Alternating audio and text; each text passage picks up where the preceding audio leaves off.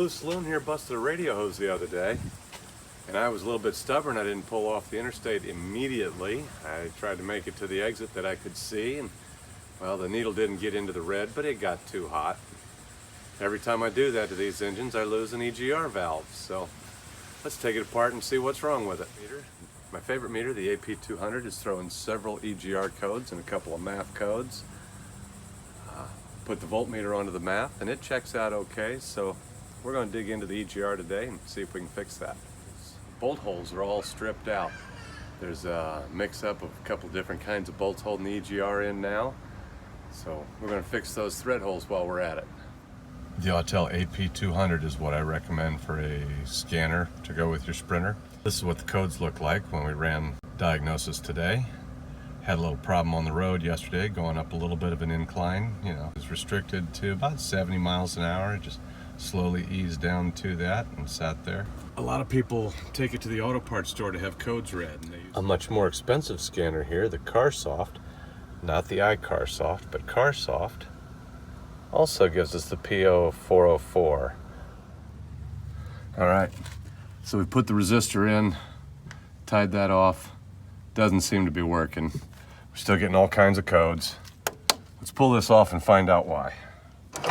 See if maybe it's stuck open, stuck closed.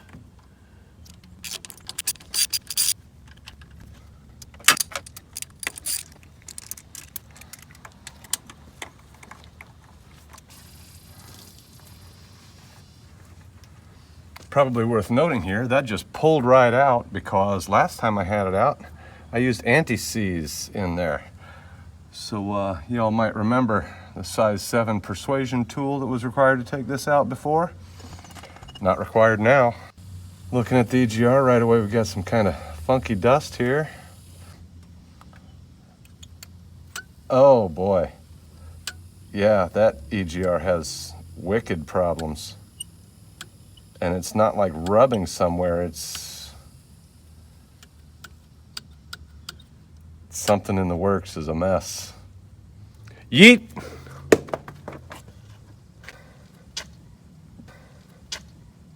Anti-seize lubricant, applied liberally, none on the gears. Notice that snaps back nicely. New gasket. I'm gonna get some Heli-coils ordered to fix those holes, but in the meantime, we'll just cut off an injector bolt. About that long so it comes all the way through.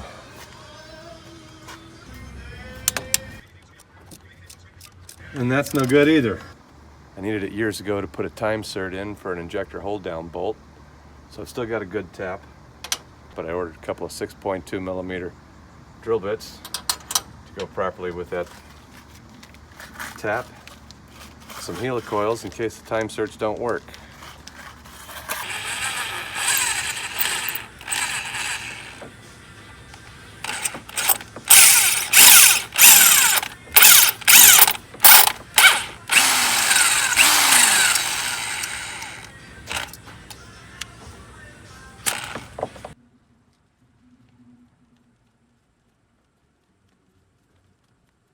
Time-Serts are kind of large on the end, on the top, and I'm afraid that's going to interfere with the gasket.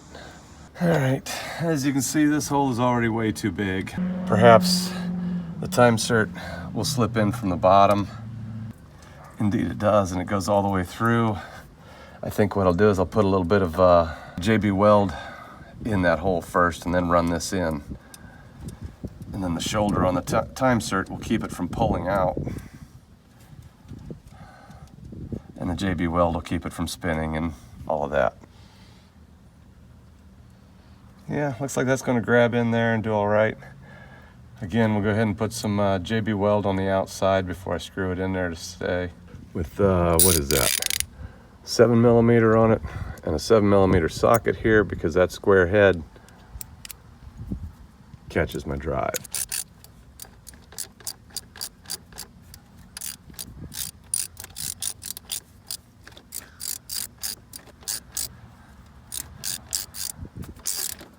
Oh, that feels like everything just stripped out. Well, as everybody knows, when you're working on a Sprinter, things always go perfect. Nothing ever goes wrong, and the plan is always straightforward. All right, that's a lot of bull. I drilled these holes out. Tried to put the Time-Serts in. And, well, they didn't go all the way in before they started just spinning and stripping, and there's a whole lot of cussing, so I just edited that part out. I was able to put the insert in from underneath. And these two holes, the inserts didn't seem to want to go in all the way, and trying to tighten them with a wrench, of course, they just spun. So I glued them. Let's see if the glue sticks to the insert. Looks good so far.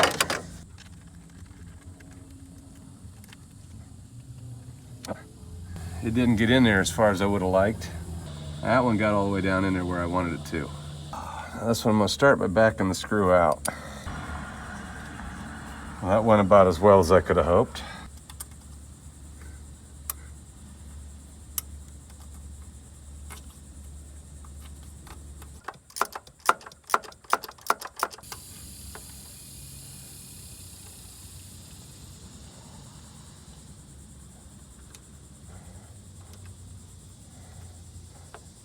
All right, so we can indeed start it from the top.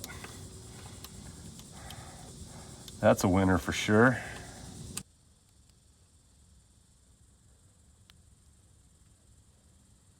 All right, so it's not down flush where it needs to be.